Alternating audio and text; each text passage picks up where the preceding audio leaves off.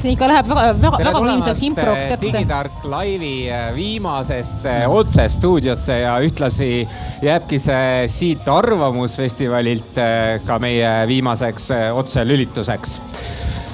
On näha, et viimased vestlused siin Paide kesklinnas on lõppemas või juba lõppenud ja kaubitsejadki annavad välja oma viimaseid toidupalu viimastele näljastele. Selle kõige tulemusena võib öelda, et Arvamusfestival on edukalt lõppemas. See valjenev džässmuusika meie taustal annab ka aimu sellest, et meeleolud on muutunud sügavatelt vestlustelt vähe kergemaks. Aga Digitark Live lõpetab oma saatepäeva ja võtab kokku kogu Arvamusfestivali 3 külalisega. Minu kõrval istub Krister ja Manona ehk perekond Paris. Tere teile. Tere. Ja Henri Laupa, kellel on nii palju tiitleid, et ma ei hakka neid siinkohal üles lugemagi. Tere teile ka. Tere näha. Kõigepealt tahan teada, et on teil nüüd sellest 2 Arvamusfestivali päevast jäänud ka hinge kas siis kripeldama või vastupidi lahenduse leidnud mõni hästi konkreetne teema. Alustame siis kohe paremalt käelt.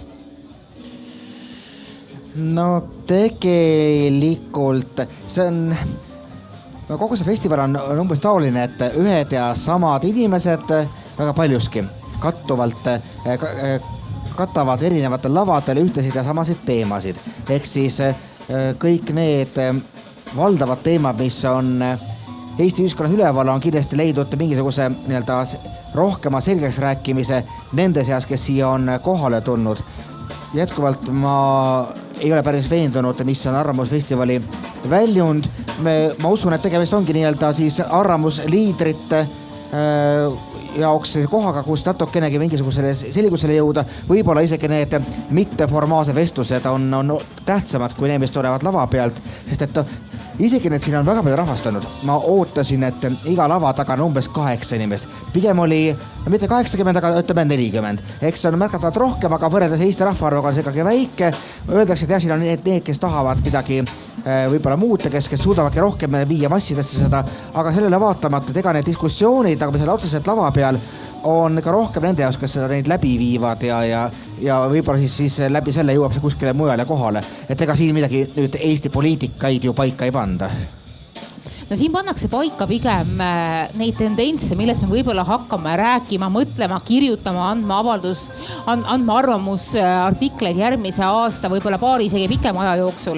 Ja ma arvan, et need tibusid loetakse selle Arvamusfestivali, üldse igasuguse Arvamusfestivali puhul nagu sügavalt tulevikus. Aga mis minu jaoks on olnud niisugune lahe avastus on see, et ma olen nüüd käinud, see vist mul juba 3. Arvamusfestival, et iga korraga on see üritus muutunud suuremaks ja kui võib-olla tõesti alguses oli niimoodi, et mingisuguse arutelu taga oli ainult mingi 7-8 inimest, siis täna ma nägin, et isegi suhteliselt mitte eriti kõmuliste arvamuslavade taga oli ikka vähemalt 40-50 inimest, kes aktiivselt elasid kaasa, kes lasid ennast tõmmata vestlustesse ja kus tuli tegelikult väga lahedaid selliseid ideid, et üks neist selliseid oli üks paneel, kuhu mina läksin suhteliselt külmalt peale. Et ma pidin seal mängima või olema ajakirjanik, kes ei taipa asjades mitte kui midagi ja väitlema 2 teadlasega. Ja loomulikult mingisugust sihukest väga suurt vastandamist ei tulnud ja me kõik leidsime, et teadus on tore ja kena asi ja et kuidas seda teha inimlikumalt, huvitavamalt ja nii, et see jõuab laiadesse massidesse ka mujale kui teadusajakirjadesse. Ja ühelt poolt siis nagu väärtused, et asi peab olema tõsine, asi peab olema adekvaatne ja kontrollitud ning teiselt poolt see, et asi peab olema vormistatud niimoodi, et inimesed saavad sellest aru, mitte ainult oma kallid teadusest kolleegid. Ja rahvas esindas sinna tegelikult üllatavalt palju küsimusi, küsiti nii sihukese tõsise teaduse kohta, aga küsiti ka sellise populaarteaduslike või siis isegi sensitiivide valdkonda natukene kuuluvatest asjadest, et me leidsime selle kiriku ilusasti keset küla ära. ja see on kõigest ainult üks näide sellest, et siin on väga palju erinevaid lavasid olnud ja väga palju erinevaid inimesi olnud ja just need inimesed, kes võib-olla niisuguseks mainstream meedia, nii-öelda siis selle tõsise meedia arvamuskülgedele tavaliselt ei pääsegi. Aga siin nad said endale väljundi, mis on kõige olulisem, nad selle väljundi läbi said tunnustuse või tunnetuse, et ka nende arvamus loeb ja minu meelest ühele inimesele teadmine, et tema arvamus loeb. Mina loen, minu teadmine, minu hoiak on oluline. See on üks äärmiselt vajalik asi, mille külge ehitada kõiki positiivseid omadusi. Jah, kui ma korraks vahel, et oli üks Eestis väga kirgikütud debatt, mida ma juhtisin, ehk siis pagulastemaatika ja nii nagu ma kartsin, nii rahvale sõna andmine ka lõppes, et oli tegu, et vahele segada ja lõpetada see hirmus tiraad mingisugusel musti põhjaval teemal. Jah, et ma sekundeeriks sellele eelmisele, et põhimõtteliselt kõige olulisemad asjad tõenäoliselt toimuvad nii-öelda nähtamatult või toimuvad mingite random inimeste kokkusaamiste näol niikuinii ja need ei ole ainult need nii-öelda lavadebatid või mingid nähtavad asjad. Ja teine pool on see, et see väljund on kas või see, et suur osa ajakirjandust on siin kohal ja loomulikult, et pärast meie niisugust suurepärast Apurgi-hooaega on väga suur hulk sisu, mis genereeritakse ajakirjandusse, tuleneb sellest, mis siin räägitakse ja mis siin õhus on kõlanud. Ja mis ei ole ainult Tõeline Ilvese raamat. Just, ja mis ei ole ka näiteks see, aga siis teine pool on see, et seda treissida nagu neid tagajärgi, mis sellest tuleb. Näide oleks võib-olla see, et kui 2009 aastal olid mõttetalgud üle Eesti, mille tagajärgi oli ka väga raske hinnata esimesel hetkel, et seal osales 12 000 inimest ja see toimus mingi sadades kohtades. Et siis 2010 järel ütles mulle KÜSK, siis Kodanikuühiskonna Sihtkapital, kuhu tullakse igasuguste taotlustega, et neil praktiliselt puudus sel aastal. Kõik taotlused sisaldasid seda, et istusime mõttetalgutel, arutasime seda mõtet ja nüüd teeme seda. Et ühesõnaga, et tegelikult need paljud tulemused, mis seal on, ei ole lihtsalt nähtavad, et keegi ei suuda treissida, kus nad alguse said või millal oli see esimene oluline diskussioon, kus neid koos arutati. Et ma arvan, et see on üks neist kohtadest, kus see võib juhtuda vabalt. On oluline, et neid vähemalt arutatakse, on see siis Paide või on see muu keskkond. Henri, sina tegeled e-riigi ja kogu selle temaatikaga ka digi elule nii-öelda elujõu andmisega läbi oma töö. Ütle, kas selline formaat arvamuse avaldamisele, et tulla loodusesse kõik kokku, on elujõuline või räägime me 3-5 aasta plaanis ikkagi konkreetselt ka eestlaste jaoks digilahendustest? Ma arvan, et esiteks nad ei ole üksteist välistavad ja teine on pigem vastukaaluna, et kuna meil on nii palju digitaalset suhtlust ja digitaalset müraga selle kaasnevalt, seda rohkem me tahame rohkem nägupidiga kokku saada ja mingeid asju arutada, sest see annab ikkagi teise mõõtme selle juurde, kui sa oled ringis inimestega koos näiteks istud. Et sa ei saa seda sama kõike tunnetust kätte, kui sa seda ainult tekstiliselt või kui sa teed seda võrgu vahendusel. Nii et selles mõttes ma ei ütleks, et nad on kuidagi üksteist välistavad või pigem vastupidi. Vaata ka, kui seda näiteks sageli nimetatakse seda pilamisi natukene intellektuaalide õllesummeriks, siis see ongi, et just see mitteformaalne võimalus näha inimesi, keda sa tegelikult kajastad oma ajalehe veergudele, kutsud saadetes esinema. Väljapool Facebooki. Just, korraga kõike siin ja need näost näkku ja vahetada kas mõnedki sõnad, siis see annab hästi palju juurde, et jah, see näost näkku suhtlemine on tähtis ja see on kihvt, et tuuakse kokku, et ma olen laisk, aga kui ma oleks tahtnud, ma oleks saanud känna kätte kõik võimalikud arvamusliidrid ja kõik võimalikud intervjuud näiteks. Seda on väga palju ajakirjanikud öelnud, et just nimelt kontaktide ja silmaringi suurendamise osas, et võib-olla tõesti sa neid inimesi tead ja tunned, aga nad on grupiviisiliselt ja koos ja nende omavahelisest energiast vahetussuhtlemisest genereeruvad hoopis uued ideed. Me ei pruugi neid kõiki teada, me tõesti arvatavasti kõige paremad ideed ja edasiminekud sündisid kusagil kuluaarides kohvitassi või õllepluusid, aga mina arvan, et kusjuures, et see ei ole isegi mitte õllesummer, see on kohvisummer, sest et arvamusliidrid kokkutulekul siin ma olen pigem näinud kohvitassi kui õllekruuse. Ja aga jah, olemas on natuke umbes samasugune põhimõte, miks korraldatakse jätkuvalt maailmas konverentsi. No ma ei tea, meie Lennart Meri konverents on tegelikult üks paremini organiseeritud asju. Need tehakse sellele vaatamata, et võiksid inimesed olla üks Ameerikast, teine Austraaliasse ja läbi tweetida oma vaja suhelda. Üks ei välista teist. Manona, sina oled äsja saanud endale uue positsiooni naisteajakirja peatoimetajana. Palju õnne sulle selle eest. Ma olen ajakirja Naised peatoimetaja. Räägi mulle, kas sa Arvamusfestivalil tunnetad, et on olemas naiste teemad ja on olemas meeste teemad? Ma ütlen sulle ausalt öeldes feministina ja suhteliselt pikaaegse feministina, defineerisin ennast juba 13-aastasena. Et kui me ütleme, et asjad on naiste teemad ja meeste teemad, siis me alahindame ühte sugu vastavalt temaatikale. Et on olemas loomulikult teemasid, mis lähevad võib-olla rohkem korda naistele, rohkem korda meestele. Et kui me ütleme, et nii-öelda pehmed väärtused ja minu meelest need ei ole pehmed, näiteks nagu perekond ja lapsed ja töö ja pereelu ühildamine ja kõik muud siuksed asjandused. Et kui need on nagu naiste teemad, siis jah, ma olen äärmiselt õnnelik, et need teemad on järjest rohkem aktuaalsed ja neid on hästi palju. Siin on, kui me räägime naiste eneseteostusest, naiste enesehinnangu tõstmisest, mis minu jaoks muutus väga positiivse üllatusena. Täna hommikuse Evelin Ilvesega tehtud intervjuu üheks põhifookuseks. Et ka selle kohta võib öelda, et see huvitab ainult naisi, aga ma usun, et kui naine on julge ja enesekindel ja armastab ennast, siis sellest võidavad kõik, mitte ainult naine, vaid ka mees ja laps ja koer ja kass ja nii edasi. Ja nüüd on meestel õigus samal teemal oma arvamus avaldada. No, ikka pidevalt on teemaks ju üldse näiteks arvamuskülgedel, et kas meil on enam-vähem mingisugune sooline tasakaal. Me näeme, et soolist tasakaalu ei ole kuskil Eestis, ei ole valitsuses ega Riigikogus. Tegelikult ei ole üheski maas, isegi Rootsi, mis on väga edumeelne, päris tasakaalu ei ole. Siis siin samuti on olnud nii-öelda, nagu öeldakse, all male panels, kus on ainult mehed. Aga mina näiteks juhatasin täna paneeli, kus olid ainult naised ja jällegi täiesti juhuslikult. See on teadlik valik. Ehk siis ma näen, et tegelikult ma tahaks aga uskuda, et see trend, mis mul nagu sisemas ma tunnetan, et naised julgevad rohkem välja tulla oma arvamust avaldama, mitte ainult siin, vaid ka mujal, et see ongi nii, see muutub loomulikuks, et sa mingi hetk mõtte selle peale, ei küsi, vaid sa räägid järsku, sul on ainult naised või ainult mehed või ka, see pole enam teema. Aga paratamatult jah, jätkuvalt mingid nii-öelda raskete teemad, kui ma olen selline kerged topikud, siis nii-öelda rasked ehk siis julgeolek ja muu, kipuvad paratamatult ikkagi jääma selliseks maskuliinseks. Ometigi meil on praegu väga head eksperdid selles osas ja täna tuli samuti see teema ju suhteliselt võrdselt koostatud soopõhise paneeli kaudu aruteluks, et küsimus on pigem selles, et see on meie mingisuguses senises alusaamas, et see on mees või see on naine, et tõesti ma üritan mitte selles osas sugu näha. Ja eks ajad nad ju alati muutuvad ja see arvamusfestivalid üldse sihukeste avalike ürituste üks olulisi väljundeid ongi see, et me kõik peaksime julgemalt oma arvamust avaldama. Kui meil on see olemas, kui me tahame, et see jõuaks kuuldavale. Kas me oleme mehed või naised, see ei ole siin oluline.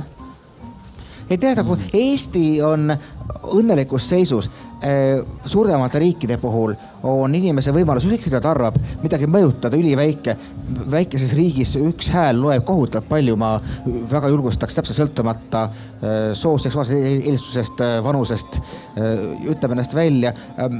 Šanss, et sellest midagi jõustub, on väga palju suurem kui meie headel partnerite Saksamaal näiteks.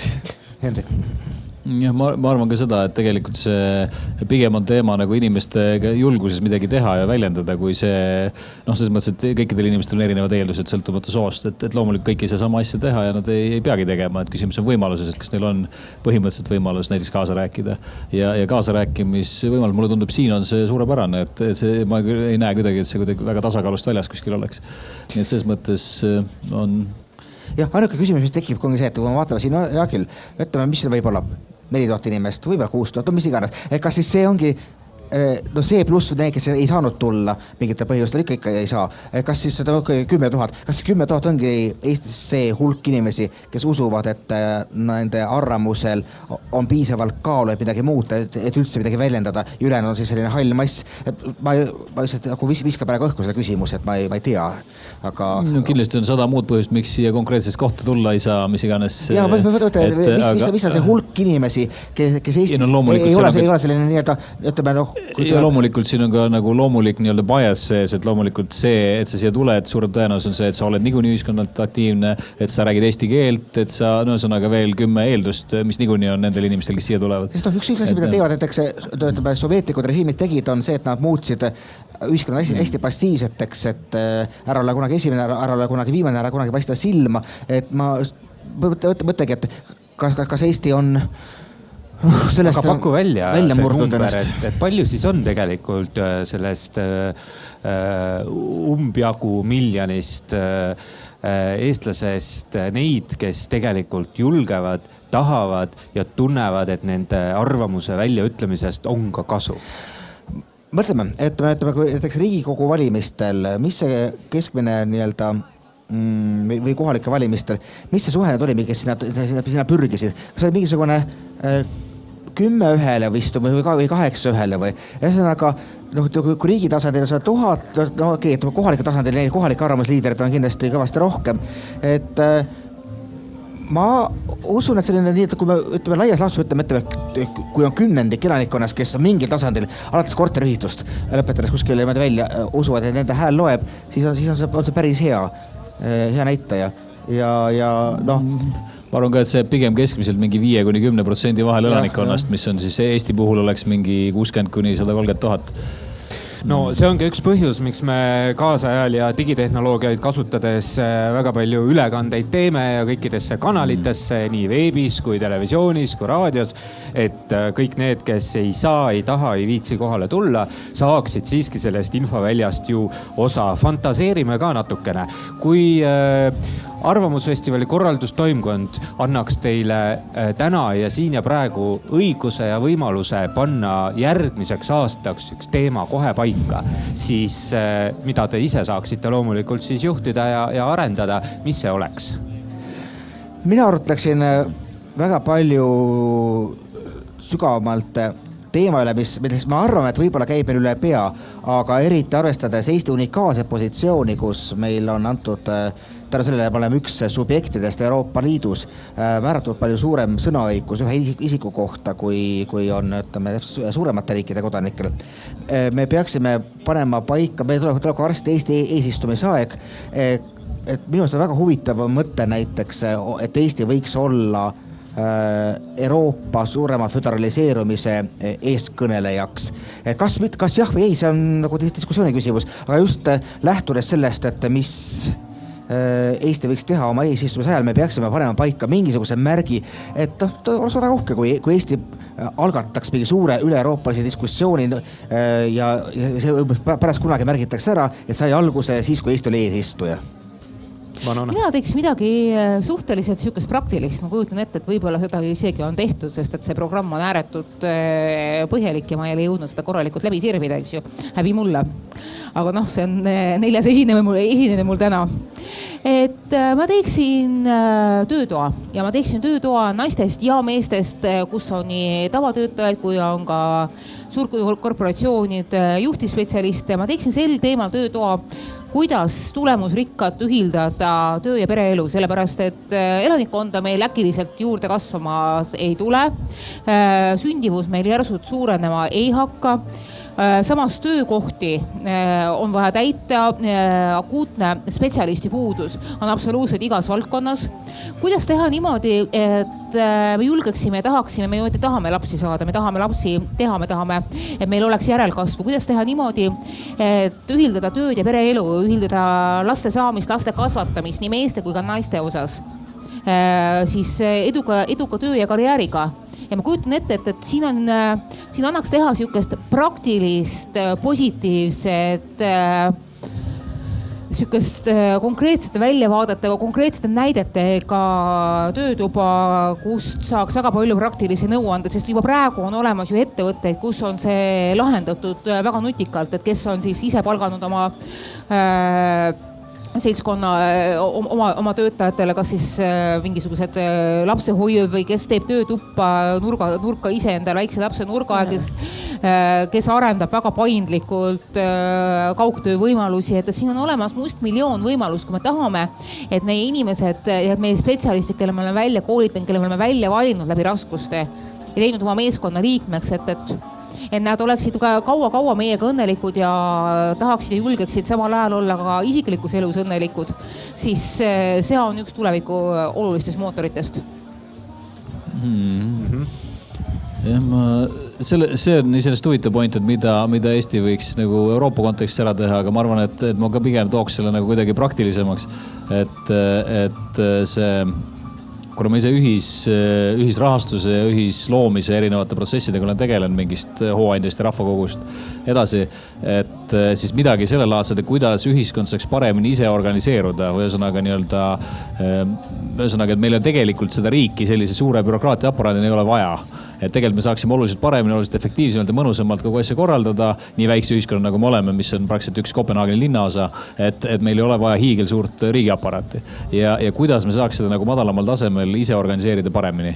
Et sinna hulkagi läheb ka kogu see paindliku töö teema ja igast muud asjad, aga iseenesest sama, et kuidas me näiteks ühisloomise kombel suudame koos otsusi langetada, kuidas me suudame mingeid uusi protsesse käima saada, kuidas me suudame koos rahastada mingeid asju ja nii edasi. Et riik kui selline suure aparaadina on igal juhul aja ära elanud ja Eesti võib olla üks selle rajanäitajaid, et kuidas see asi võiks tuleviks välja näha, sest Eesti oma väikse rahvastikuga jookseb selle probleemi otsa oluliselt varem kui teised.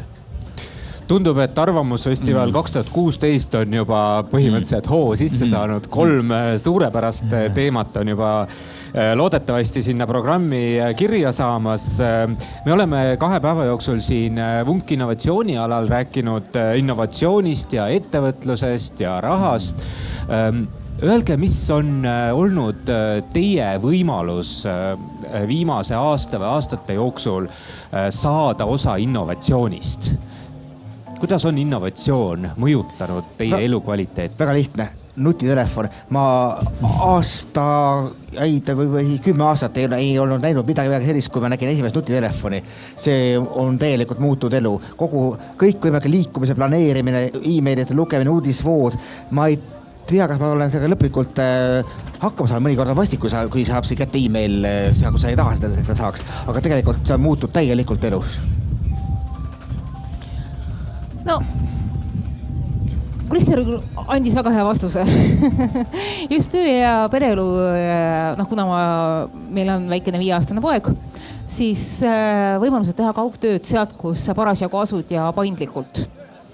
Et see on asi, mis on minu elu muutnud ja see on mulle näidanud, et jah, see võib olla mõlemad, sul võib olla nii perekond kui ka karjäär. Ja minu meelest see on väga tore asi ja ma arvan, et järjest nutikamaks need seadmed ja võimalused lähevad, millega sa saad teha tööd ka seal, kus ei ole sul kontor. Ma arvan, et seal on nagu praktiliselt kõik seda tüüpi asjad, olgu see siis samad eelpool loetud ühisloomingu, ühisrahastuse asjad, ei oleks võimalikud ilma hulga innovatsioonid alates meie võrgupõhisest ühiskonnast. Et nad niikuinii kõik need asjad, mis me teeme, või paljud asjad baseeruvad sellel. Et samamoodi näiteks, kui me seda, teeme ära Eesti koristust tegime, loomulikult see, et me suutsime näiteks kaardistada 200 vabatahtlikuga kogu Eesti metsa ja tekitada mingi logistikaplaani ja analüütika selle põhjal, et see ei oleks olnud võimalik ilma paljude komponentide, mingitest GPS-idest kuni ma ei tea, mille olemasoluta. Et loomulikult me kasutame seda iga päev. Et teistpidi me püüame ka kaasa aidata näiteks hooandja läbi mingite uute loominguliste asjade käimaminekul. Või siis nüüd me teeme praegu uut platvormi firmade rahastamiseks Fundwise, mis põhimõtteliselt seda sama asja püüab teha siis firmade kombel. Aitäh külalistele, aitäh, et aitasite mul kokku võtta selle väga pika ja põneva Arvamusfestivali. MTLive'i vaatajatel tekib kindlasti suur võimalus neid vestlusi ka takka vaadata. Aitäh, et olite Digitark Live'i stuudios Vunk innovatsiooni alal meiega need 2 pikka ja arvamuste rohket päeva. Teinekord jälle.